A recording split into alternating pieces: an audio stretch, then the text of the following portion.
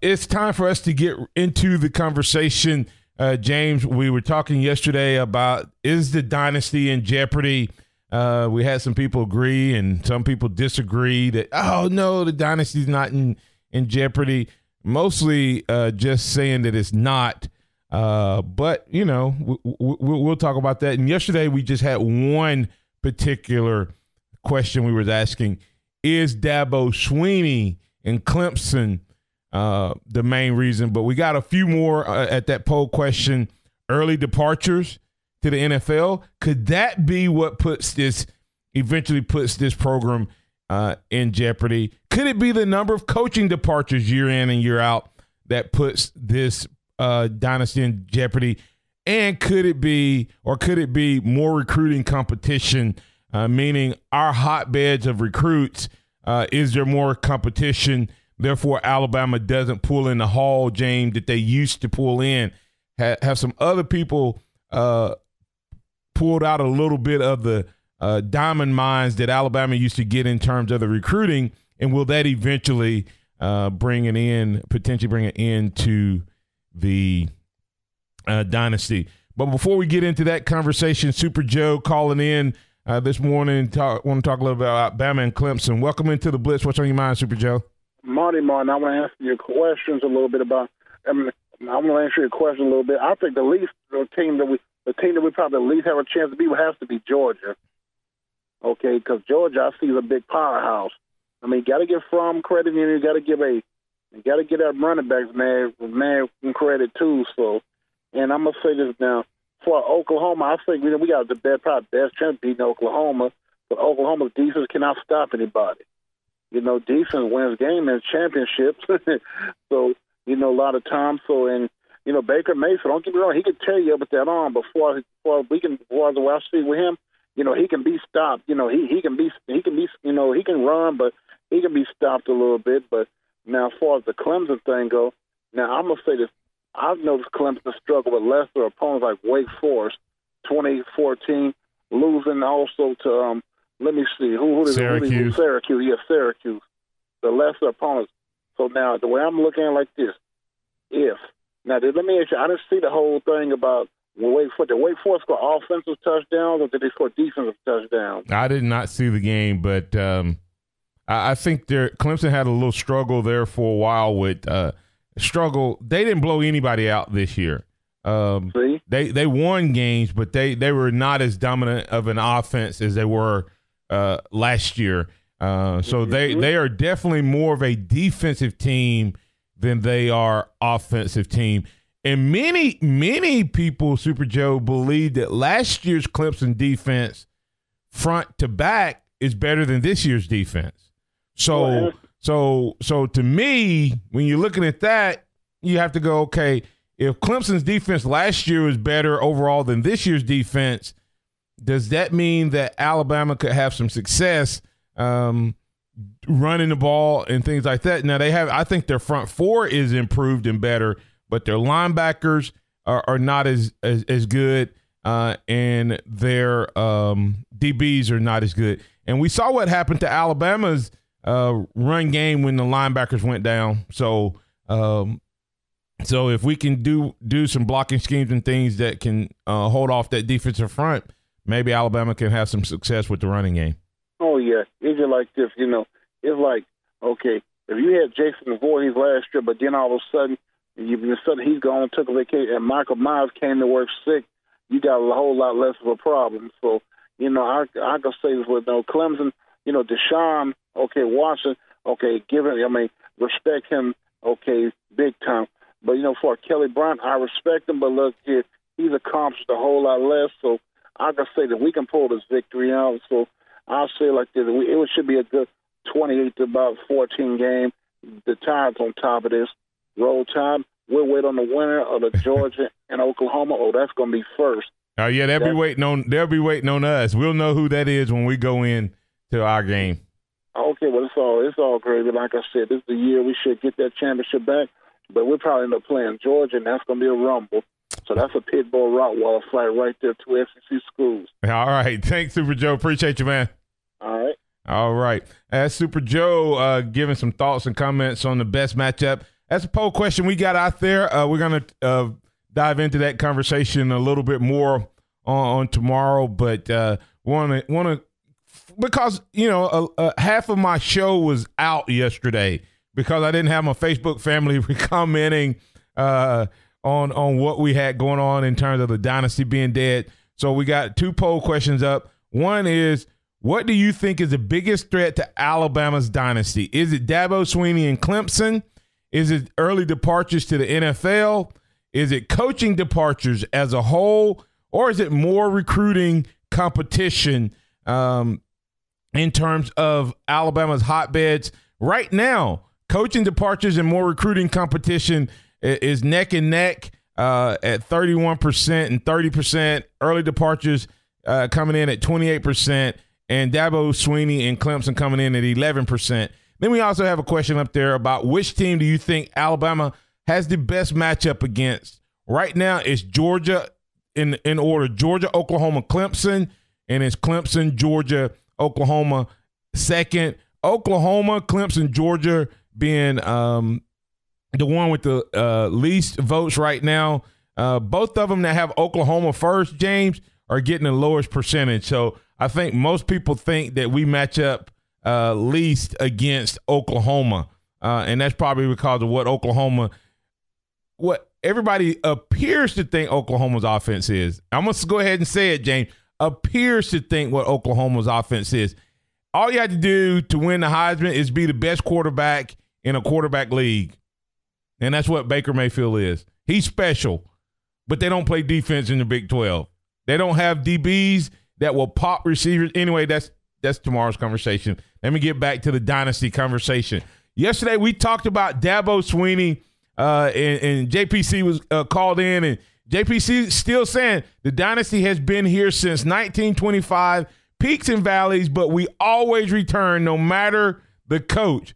Well, not necessarily no matter the coach. We keep landing good coaches in between the peaks. I mean, in between the valleys, there's some good coaches. But my question is, if Alabama loses in the first round, we talked about this yesterday now, if Dabo and Clemson beats Alabama in the first round and then goes on to win a national championship, my first question is, what is the national narrative? Is the national narrative that Alabama has been dethroned and Clemson is the new king of college football? Yes. Of course it is, right? Now, James, I heard Scott Moore out of Florida, Destin, if I'm not mistaken, he joins Gary Harris each week. He said something. I knew it was close, but I didn't know it was this close. Do you know that over the last 7 years, you know how many more games Alabama's won than Clemson? In a 7-year period, people, we're talking about, can someone challenge Alabama's claim to be the dynasty, the top dynasty in college football? Will Dabo be the king of college football if he upsets Nick Saban? And is that the biggest threat to the dynasty at Alabama? You know what the difference is, James? I know both of the programs since 2011 have had at least 10 wins every year. So let me just 6. 1. Now, I didn't. Now I'm giving Scott Moore that credit. I've not counted that up, but he said yesterday on air that I was listening to Gary Harris show, which comes on from 9 to 11 right here on Top 102.9. He said there's 1 win difference. Wow. Yeah. Wow. In the last 7 years. And he would have beaten him 2 years in a row. That's big time stuff. So now, to me, for a dynasty to be replaced and be officially dethroned, someone else has to be there to take his place. That's why I say Dabo is one of the biggest threats to the dynasty. But James, remember I told you there's so much more There's so much more to this threat than just Dabo. But Dabo is facing this one as well. Dabo's facing some of these same challenges, and he's still responding. So does it all revolve around Dabo, or does early departures, does coaching departures, there's more recruiting pressure finally do the dynasty end at Alabama? Did you find anything? Clemson has 82 wins, and then let me find out for Alabama. Okay. All right. 82 wins in 7 years, 82 wins. Woo! That's a pretty good average, right? So, but he's going to check that out. I found that hard to believe. That's why I was not taking credit for it. But we'll see what he comes back up with. Coming on the other side of the break, we're going to continue the conversation about you got something for me, James? Oh, not yet. Not yet. We'll get through that answer on the other side of the break. And the question we're asking is, we're going to put buy sell in the third quarter so I don't have to rush it for James. And we'll do early departures to the NFL, coaching departures, more recruiting competition, and Dabo Swinney. Do they put the Alabama dynasty in jeopardy? One of them, two of them, all of them? What will bring an end to the great dynasty that Nick Saban has established? Hey, James, go back and add 2013 in and see what we got. 2013, because listen to this. Since 2011, okay, 2011, what's that? If you count the 11 season and this season, there's like a 5-game difference. But if you count the last 4 years, including this one, the 4 years of college football playoffs, is that correct? They are dead even. And are they dead even on championships, James? So in the new college football era of college football playoffs, this game is about fighting for who is the new king of the new era of college football playoffs, right? Because technically, Alabama was in the first one and lost in the first round. And then they've gone head-to-head the last two and split. Wow.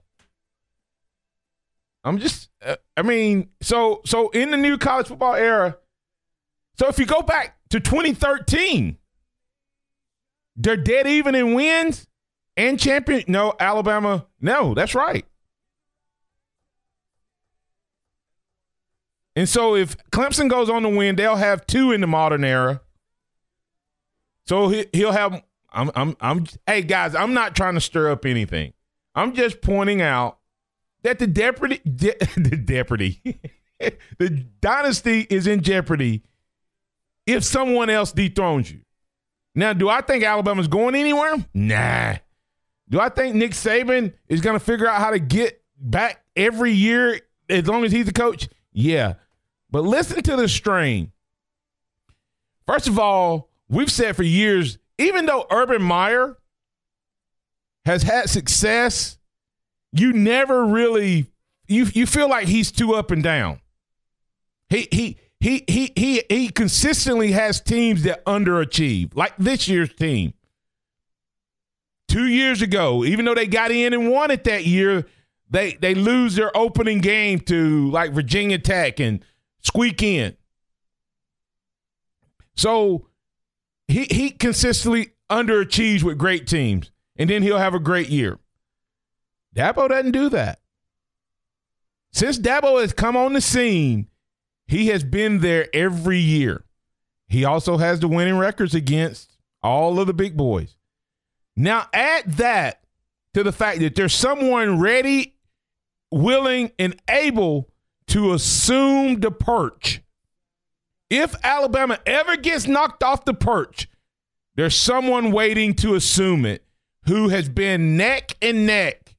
And I think Virgil even said the only difference in the last 8 to 10 years has been the championships. As far as wins, he's been right there neck and neck.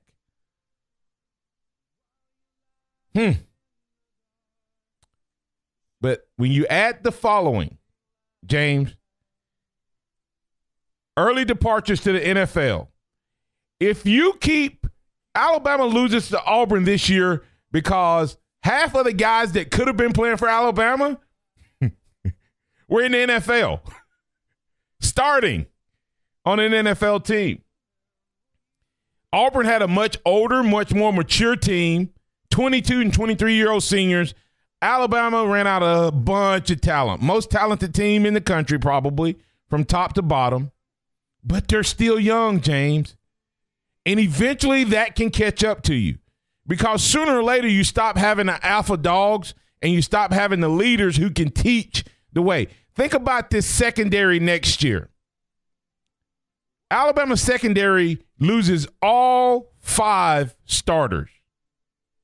Tony Brown, Anthony Averett, Levi Wallace, all seniors. Then your 2 juniors are actually higher rated than those guys in Minka and Ronnie Harrison. But think about if you had Ronnie Harrison and Minka coming back for next year. Well, when that keeps happening and you have to roll 5 new DBs out there, and last year you had to – how many people we have off of our defense drafted? 7? So you got a coach out there that's playing on par with you. Now you're losing 6, 7, 8 guys a year on each side of the ball. Then you're losing the guys who coach them. I mean, you lose Jeremy Pruitt. You think how many coaches have left Alabama just in the last year that's at a bigger, better, in a better position right now? Just last year and this year. Well, let's not forget as well that even though it was before last year, Mario Cristobal now has a head coaching job from that Saban No, that's what I'm talking about. tree. Counting last year, where we didn't have Kirby last year, so that was an impact. This year we didn't have Cristobal. Okay? Yeah, you're right. And now Cristobal is now the head coach at Oregon, right? You got Jeremy Pruitt, who's now the head coach at Tennessee. You got Kirby Smart, who's now the head coach at Georgia. That's just the head coaches. That's not counting Napier, who's an OC. That's not counting, what's his name? Shearer, who is now, I think that's how you say his name. He was a linebacker coach at Georgia. He's now with Pruitt at Tennessee as a defensive coordinator. That was a guy who was over player development here. All of those coaches leaving, they don't just take their experience. They don't just take the process with them, James. So now you got all these great coaches leaving. And you've been able to plug and play. Well, for the first time, everybody's going, well, Jeremy Pruitt needs to stay because we don't have someone to just plug in. But, James, this is probably a show all to itself. But when you got a coach out there who's on par with you. You got a coach out there. I mean, you got all of the guys going to the NFL. 53 guys were on NFL rosters from Alabama last year, and a large percentage of those guys left this program early. So you're losing 1 or 2 years of eligibility every year. We lost Marlon Humphrey last year, James, and he had this year and next year left in eligibility. But the biggest probably potential thing is the fact that you're losing players early and you're losing coaches. When you combine those two, guess what it hits? It hits the talent pool at Alabama. Not that Alabama's not getting talented players. It's that Alabama's getting younger talented players, but not as many of them. Not as many of them. Why is that? Because of the recruiting stress that's happening. Let me walk you through it real quick. Listen to this. You have Jeremy Pruitt now in Tennessee recruiting against Alabama. When Jeremy Pruitt announced that he was leaving, James, there was a couple linebackers that immediately thought, what? Well, maybe I want to leave. Quay Walker was one of those guys. So now you got Jeremy Pruitt at Tennessee. So you're going head-to-head. When you're getting – there's big players that come out of Memphis that Alabama's been able to pull down. Jeremy's going to lock that down. You got Kirby in Georgia, where we've gotten big-time players. Kirby's going to lock Georgia down. You got Mark Richt, because he left Georgia, now in South Florida. Mark Richt's going to lock Florida down. Now you got – think about this. Now you got Orgeron, who may not be the best coach, James, but one thing he is a recruiter. He's now in Baton Rouge. You now have out on the West Coast, you got who? Cristobal. You now got in Arizona, you now got Napier. I mean, you have, and don't forget about the Tom Herman impact in Texas, James. Don't forget about Jimbo Fisher just went where? To A&M. And now head-to-head in the state of Alabama, who's won all the head-to-heads? Auburn versus Alabama. Who's got the players? Auburn has. So there's an intense recruiting head-to-head for Nick Saban in the places that used to be home sweet home outside of this state. Now there's big time. And then you got Urban Meyer up in the Midwest with Ohio State and all that. And I mean, it's just we can't just stockpile anymore because all of these coaches know the way. Oh yeah, I forgot about Dabo still recruits too, right? Well, I'm telling you, the dynasty is in jeopardy. Do I think it's going anywhere? No. In other words, it's getting a lot more competitive just out on the recruiting trail. Well, think about this, James. If each one of those coaches I just named gets one recruit, one guy that Alabama used to get from LSU, one guy Alabama used to get from South Florida, one guy Alabama used to get from Georgia, one guy Alabama used to get from Tennessee, one guy Alabama used to get from the West Coast. Forget Texas, or if you add Texas, that's 6. You're talking almost, a quarter of a recruiting class if you're talking 25 scholarship signees. And that's not even counting the fact that transfer now is a big part of college football. And what if guys begin in the rules that they allow grad transfer to leave and things like that? Now you start losing fifth-year guys who have paid their dues, or third-year guys because of the way Nick Saban makes them go to class and graduates them. You can lose third-year guys going into their fourth year to other places now because these other coaches know what Alabama does, and they'll be doing it the Alabama way. It's big-time pressure, and this will be – listen, Nick Saban is the greatest coach to ever coach college football to this point. But his mettle is about to be tested starting January 1st and moving forward from there. His mettle as a coach is about to be tested because he has duplicated himself way too many times and put out some really good coaches, and they're going to be challenging. Oh, man, I even forgot about Muschamp up in South Carolina. So, and Jim, yeah. Anyway, let's get to break here.